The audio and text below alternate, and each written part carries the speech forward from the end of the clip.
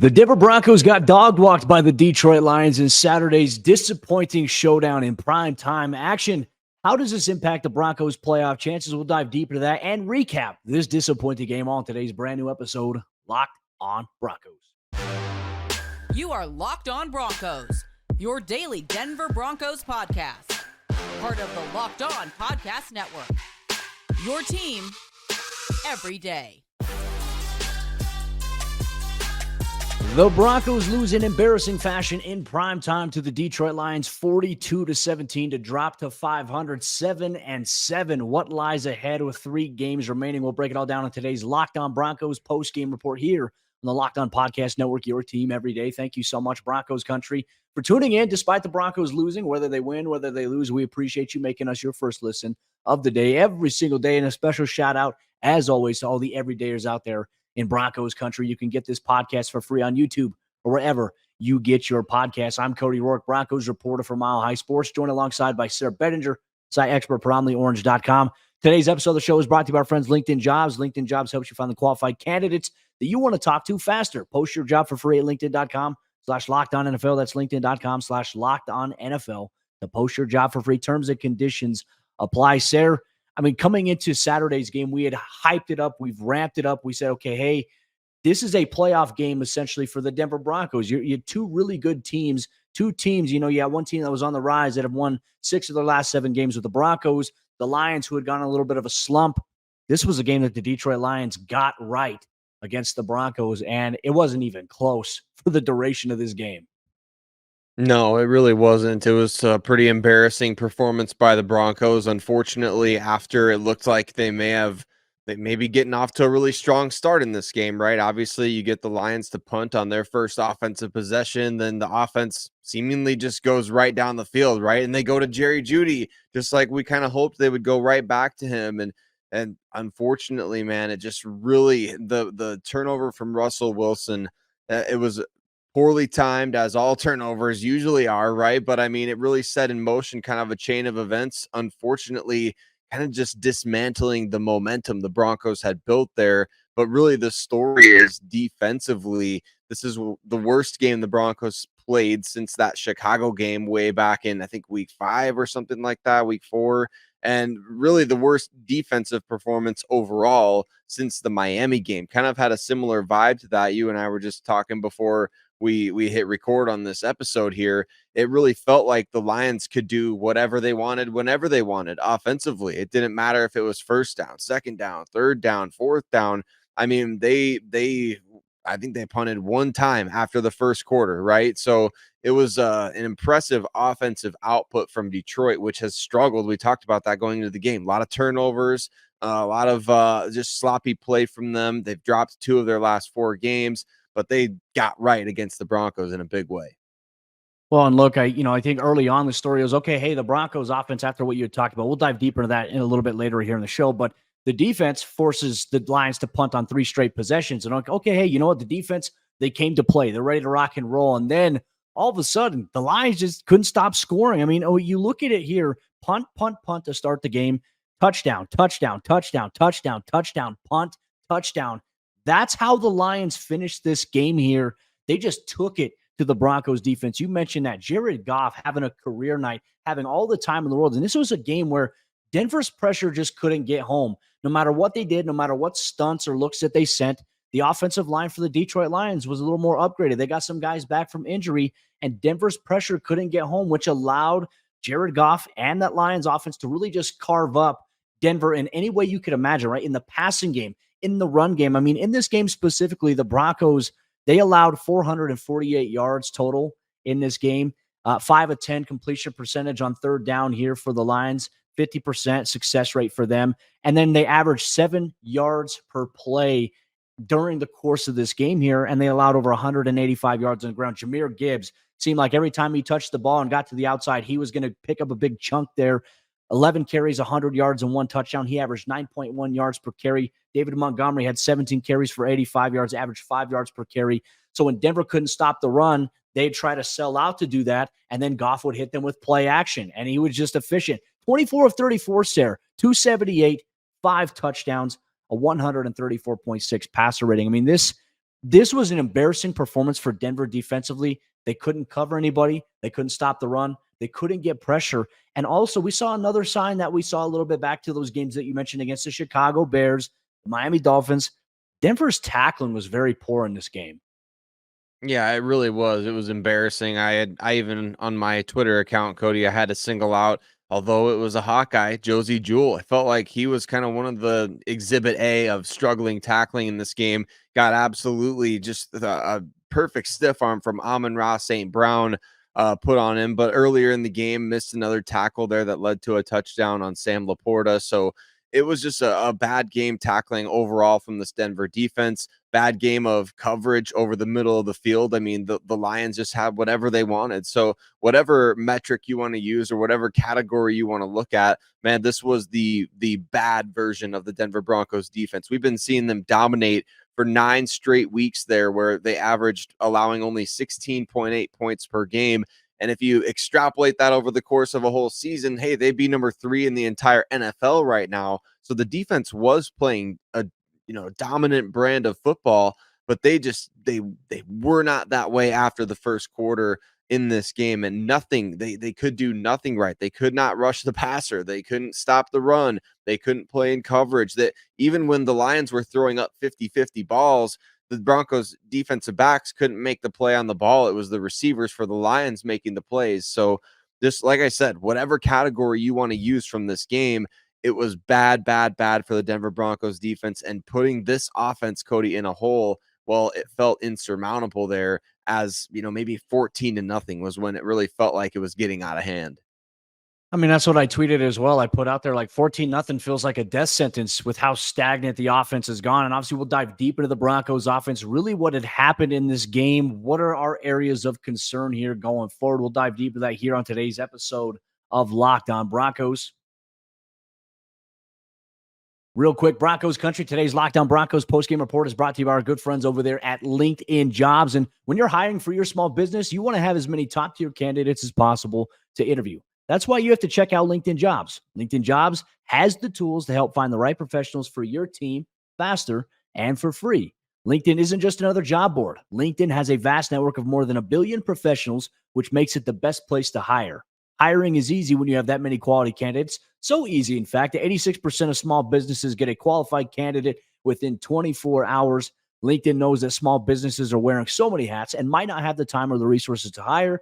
Thankfully, with LinkedIn, the process is intuitive, it's quick, and it's easy. They even just launched a feature that helps you write job descriptions, which makes the process even easier and quicker. Post your job for free at linkedin.com/LockedOnNFL. That's linkedin.com/LockedOnNFL to post your job for free.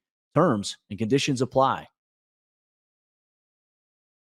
Well, the Denver Broncos defense may have been eaten alive in the Lions' den, but the offense, they wet the bed big time. And Cody, it was not an impressive performance from either side of the ball for the Denver Broncos in this game. And the offense really struggled, especially in the first half. And we're going to break it all down because that's what we're here to do. And we know and we appreciate every single one of you, especially in days like this and after games like this, for rocking with Locked On Broncos, making us your first listen of the day every single day right here on the Locked On Podcast Network, where it's your team every day, free and available everywhere that you listen to podcasts, as well as on YouTube, where you can just feel the disdain coming through the screen. Cody, you hate it. You hate losing tough games like this late in the season with playoff implications.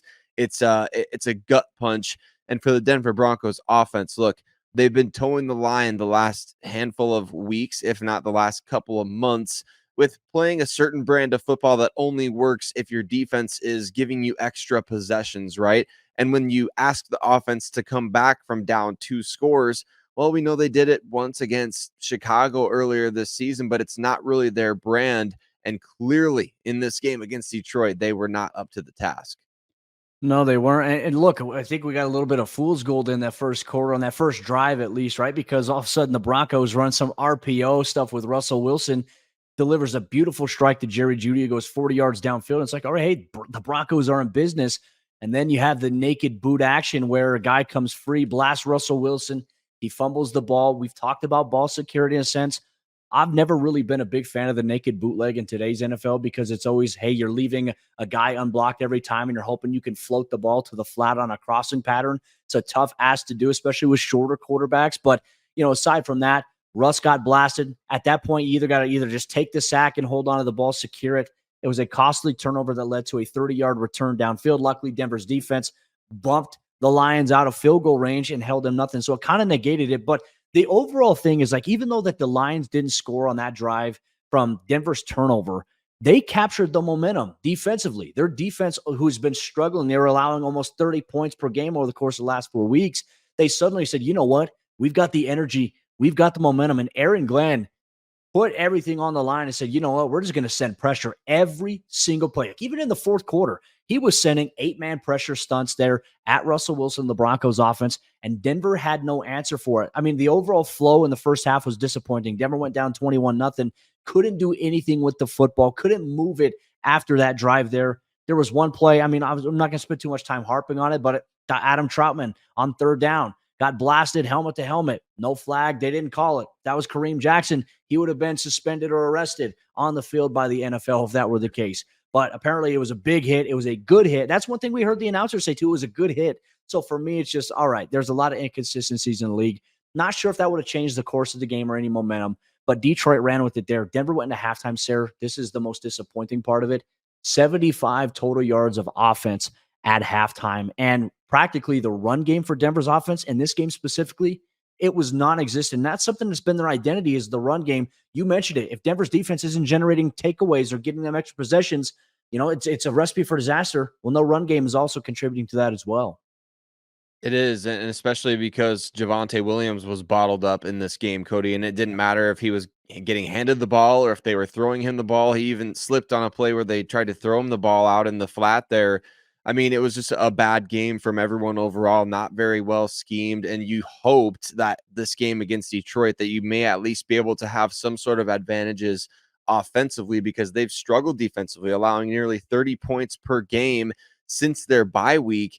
Unfortunately, they were dominating the line of scrimmage on both sides of the ball, but defensively, that's where I think the Broncos got into a lot of trouble. Like you said, the different looks that Aaron Glenn was giving to Russell Wilson and that offense, they just had no answer for it, even when they checked into running plays, right? I mean, or if they checked into different running plays, I mean, it didn't matter. Like, Russ has done a really great job of kind of seeing the field pre-snap in this 6-2 stretch that the Broncos are on. And when he's seeing the field and adjusting at the line of scrimmage, he's typically adjusting into something that's going to net a positive on the next play. But there was one time, Cody, that he checked into something and he and Javonte Williams weren't even going the same direction on the play. So it was miscommunication, bad execution, losing the line of scrimmage. Obviously, a couple of really ill-timed penalties, the really poorly timed turnover. Not that there's ever a good time for penalties or turnovers, but there's some timing that is worse than others, like a 3rd and short when you're, punching it in for a touchdown, or when you're trying to keep a drive going, things like that. So, man, it was just all encompassing in this game. And thankfully, the Broncos didn't give up 70 points again. That's kind of where I was at one point during this game, right? As you're thinking to yourself, man, good thing it was a shutout in the first quarter, because obviously things got out of hand quickly. And the offense is really largely to blame for that, because you keep that defense on the field way too long and you give the other team way too many opportunities to strike first. Well, and I think the disappointing thing in this game, too, specifically, is coming out in the second half. Denver goes down, they score, and it's like, all right, hey, it's 21-7. Okay, anything can change. If the Broncos defense gets a stop on this drive, okay, there is going to be some momentum. Denver could recapture it, and then Detroit just goes down like it's nothing and just gashes them and extends it to 28-7 at that point. I mean, really, from that point, the Lions had complete control of this game, and the offense, no matter what they did, I mean, they would have moments where Cortland would make a play. I thought he had a couple of good catches, good series there. You had one where Marvin Mims almost gets both feet down on a deep ball there. But outside of that, just the passing game overall for Denver was lackluster. And look, I think a lot of that was also predicated on there was so much inconsistency in Saturday's game against the Lions from pass protection standpoint. It happened early on. It maintained itself. Like, there were times where I thought Denver had solid pass protection. And then 2 plays later, it would negate. Russ would get sacked. He'd get pressured. I mean, we talked about him. He was sacked twice. He was hit a total of 8 times on the evening. That's not conducive towards sustainability there. And you mentioned that as well, just overall going back to, I think, the run game. I just felt like this was a game where Jaleel McLaughlin, I mean, there was an argument that if Sean would have been able to challenge that one play that he had caught from Russ, it could have been ruled a touchdown. Wouldn't have changed the outcome of this game. But then Javonte couldn't even get it in. I just felt like there were some runs where he was just kind of siphoned away. I mean, to the point where it's like Samaje Perine was probably the most effective rusher for the Broncos on the evening. So I just don't know what is going on to the standpoint here where Denver's offense against a really good team. Like, here's the thing, as bad as the Lions have been struggling defensively, they're still a really good team. We even talked about that all week long. This was a game that I think in the eyes of many Broncos fans, okay, they lost this way against what is going to be a playoff team in the Detroit Lions. What does this mean about Denver if they do make it in the postseason? And there's not a lot of optimism, and rightfully so. But as we've seen, Sayre, the NFL is a week-to-week thing. Denver didn't bring it this week. They got smacked in the mouth, and now they don't have time to sit back and feel sorry for themselves. They've got a matchup coming up here with the New England Patriots. So not a lot of time to fume on it, not a lot of time to sit on it. Denver's just going to have to be better offensively. And to be honest with you, Sayre, I don't know what the formula is. I don't know what the solution is. It's just not working right now with what Denver has been doing, and a really good team found a way to stop it. Yeah, it'll be interesting to see if there's any personnel changes made here now that it really is do or die at this point. I mean, obviously the Broncos aren't necessarily going to be eliminated from playoff contention in week 16, but at the same time, you pretty much have to get to 10 wins, right? And your offense is going to be either what makes or breaks that opportunity for you, I think, at this point. I mean, defensively, I kind of expect them to bounce back against the Patriots, Cody. I mean, quite frankly, with you there on that one. I just think that the defense is going to figure out a way to bounce back. The offense, there's really not can they bounce back? Are we going to get a good version of it or not? Because this season, what have we seen? I mean, we've seen either some games where they kind of putz along and they have some success in the red zone, and that's enough for the defense to hold, or they just get, kind of dog walked like we saw against Detroit. So it's really been a struggle for this offense, and I don't know what the answer is.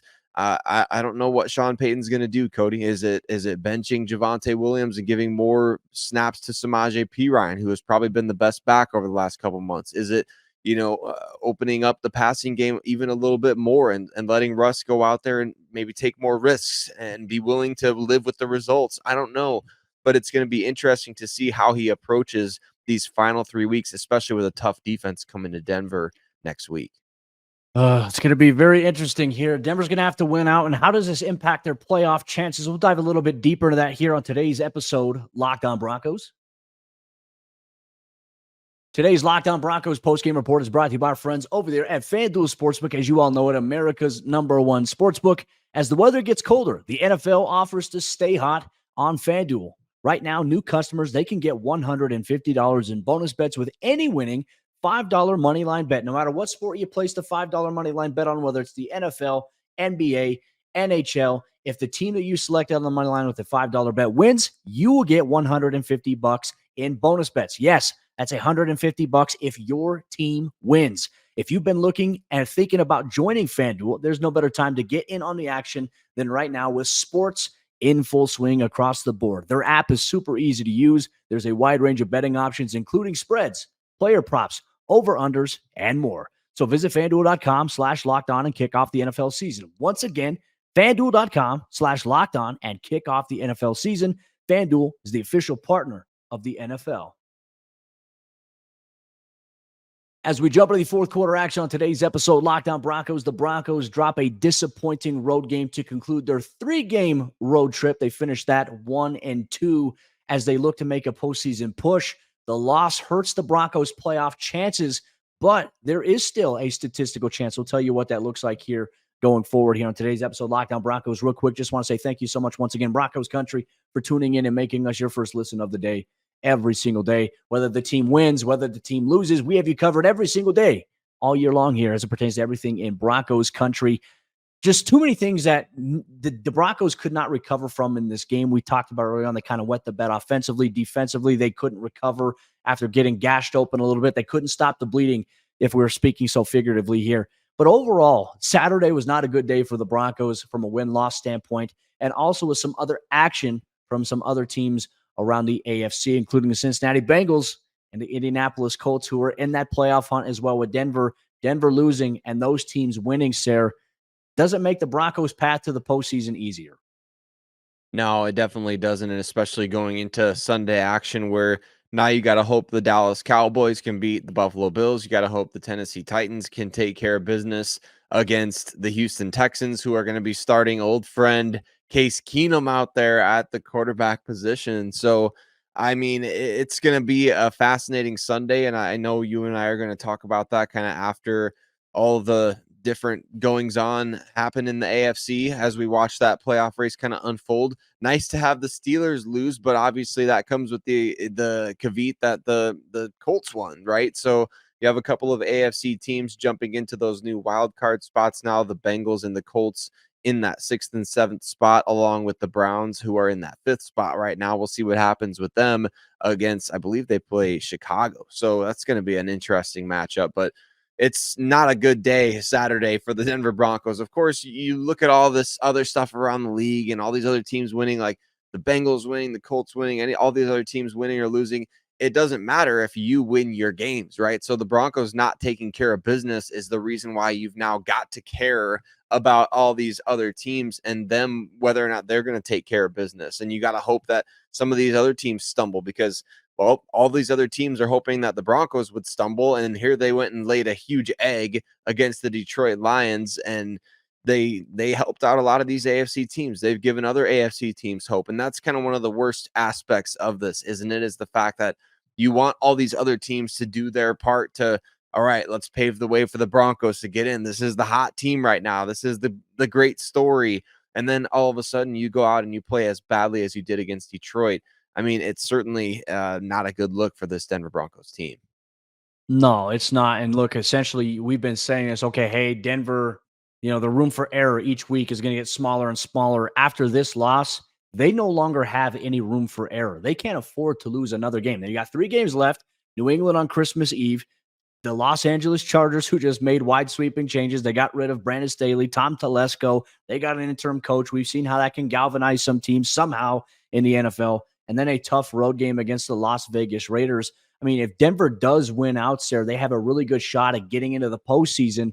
And look, you're also going to have some help from some other teams along the way. But Denver has to win out. And that's the way even post-game Broncos defensive lineman DJ Jones says, the way I see it, we have to win out if we want to have a chance. I think there's a larger conversation we're going to have probably on tomorrow's episode of the show about the optics of this season, even if Denver doesn't make the postseason. But they have to take care of business now, and it's not going to be easy, but they're going to have to find a way to dig down deep here. Does it hurt? Like, I think the one thing about this loss that you can say, okay, yeah, the loss is not good. It puts the Broncos at 500, but it wasn't a conference game. So that does help because the Broncos' 3 final games that are upcoming here, Sayre, they are conference matchups inside the AFC. Tiebreakers will be at stake. Obviously, as we talked about, you're going to have to hope 1 or 2 teams ahead of you or even 1 or 2 teams behind you lose a game in the process or 2 games in these final 3-game stretches. That's a lot to ask for, but Denver's in this position, and they can't blame anybody but themselves. They put themselves in the spot that they're in right now, and now they're going to have to dig themselves out of a little bit of a hole that they're in with 3 games left. They are. I mean, and to be optimistic here, I know everybody's going to be fuming after a loss like this and very upset and not necessarily wanting to be optimistic, but let's look at the reality of the situation. We said this weeks ago on this show and a number of other times, and I think it's worth repeating. This Lions game is one of those games that you could afford to lose down the stretch in terms of, it's like you said, Cody, it's not an AFC opponent. And while this does knock your overall record, you now still have an opportunity to take care of business and find a way to get to 10 wins. The fact that with 3 games remaining, 10 wins is still available to the Denver Broncos is pretty crazy to think about considering where this team was. And I think that it's a possibility that they could very well get there. I mean, we're talking about playing Bailey Zappi, Easton Stick, and all due respect to Aiden O'Connell, who just torched the LA Chargers defense, but you're playing backup quarterbacks for all these teams down the stretch. And that's a big advantage in your favor. You've got 2 home games here coming up. So look, the Broncos, this was a game that you kind of marked as, okay, wherever they're at in the playoff race, that game against Detroit is one where they could afford stumble a little bit depending on where they're at. Now they're at 500 again. Got a chance to get to 10 wins still. You can still do that, and they've played well enough this season to believe that they could win these next 3 games. They can't play like they did against Detroit, though, that's for sure. Oh, We no. know that much, but obviously, like, this was one of those games that's like, okay, you didn't sweep the NFC North. Oh well, now you're not going to have any tiebreaker situations that come down to that Lions game. You need to take care of business and find a way now, though, to get to those 10 wins. There was one moment in the game I think everybody on social media is talking about. The broadcast showed Sean Payton kind of like being very animated toward Russell Wilson. I felt like Sean Payton's post-game conference comments were pretty interesting. He's a little fired up, and obviously it's a disappointing loss. He's not very happy, and he's very grumpy when it comes to losses. But one thing he had mentioned, he said, what I talk with Russell about is none of your business.